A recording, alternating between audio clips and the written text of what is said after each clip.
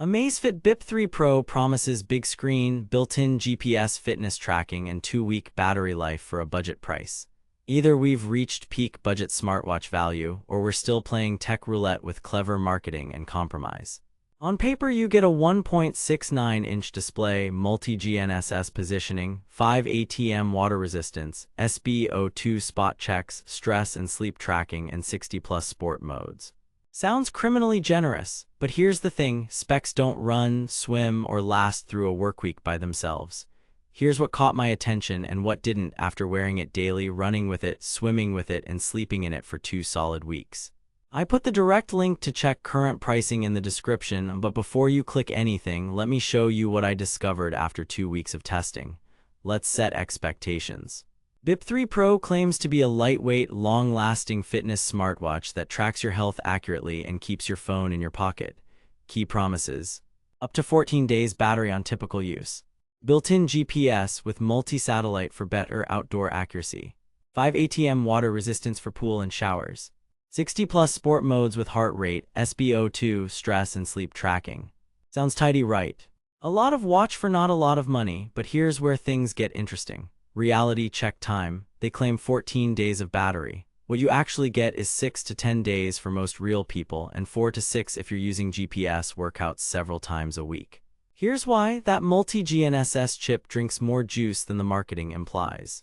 With all-day heart rate, notifications on, and 3 45-minute GPS runs in a week, I averaged about 8% drain on a GPS hour and wrapped up day 6 around 20%.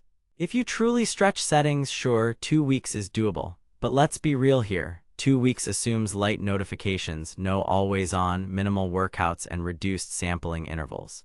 They claim multi-satellite GPS for better accuracy.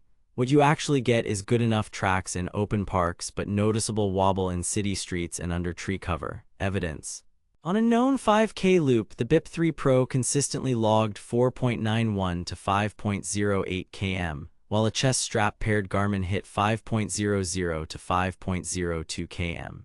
That's a 1 to 3% swing, not bad at this price, but still drift.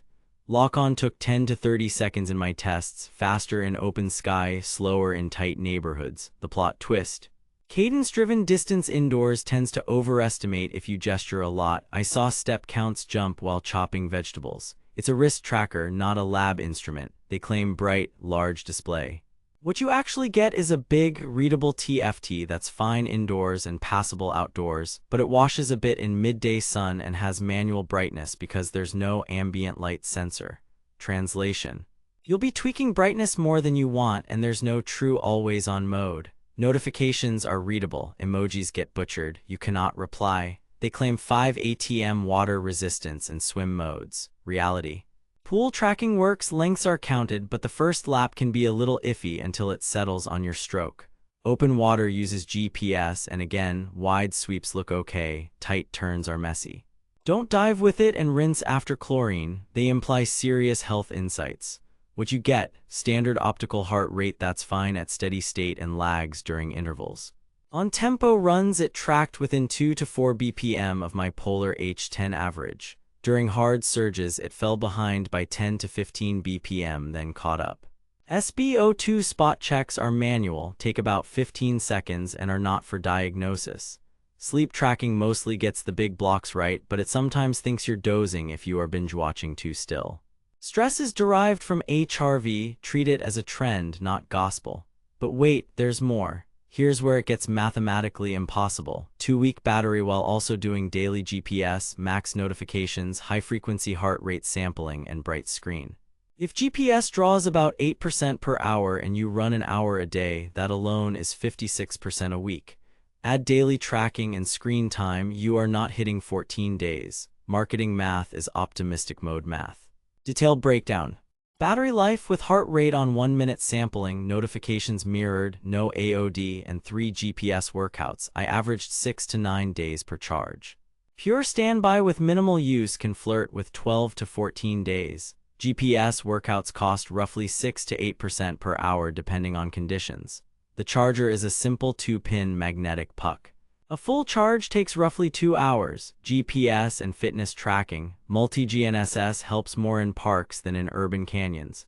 Pace smoothness is decent once it settles, but instant pace still flutters like most budget watches. For training load, you get basics: distance, pace, HR zones, calories, and a fitness score via PAI. You can sync to major platforms through the Zepp app. In my case, Strava sync worked but occasionally delayed. No native route navigation and no running power. Display and build. The 1.69-inch screen is spacious for a budget watch, and the watch is featherlight around the low 30-gram mark, so you forget it's on. Plastic case, 20mm quick-release bands, glass with a basic oliphobic layer that smudges but wipes clean. It looks simple and clean, not premium. No metal heft, no sapphire claims. Smart features and app. Notifications are one way. There is music control but no storage or offline playlists. No microphone, no speaker, no Bluetooth calling, no voice assistant, no NFC. Zepp app is surprisingly polished for the price bracket, with customizable watch faces and decent charts. What the marketing doesn't mention: Amazon listings sometimes mix Bip 3 and Bip 3 Pro reviews, so star ratings can be a blended soup. Check the variant before trusting a headline number. Cross-checking multiple review sites and user forums surfaced the same recurring pattern: strong value, acceptable accuracy, limited smarts.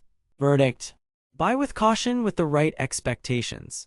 If you want a lightweight, comfortable tracker with multi-GNSS, legit 5 ATM for pool use, week-long battery in real life, and a big display for cheap, the Bip 3 Pro delivers honest value. If you need razor-accurate interval HR, vibrant AMOLED, auto brightness, calling, or deep app integrations, save your money for a higher tier like Amazfit GTS 4 Mini, Redmi Watch 3, or a used Garmin/Venue. Under aggressive sale pricing, it's a smart pickup. At full price creeping toward mid-range, that's not switching, that's expensive confusion. For budget fitness folks, recommended. For feature hunters, skip and step up. Stay savage out there. Thanks for watching. If this review saved you from wasting money or helped you find something actually worth buying, I put the link to check current pricing and read more reviews in the description. If you do decide to buy through my link, it helps fund these investigations without costing you extra. Have questions or want me to compare it head-to-head with GTS 4 Mini or Redmi Watch 3? Drop it in the comments. Next up, I'm testing 3 budget GPS watches to find the real battery king. Until then, train smart, spend smarter.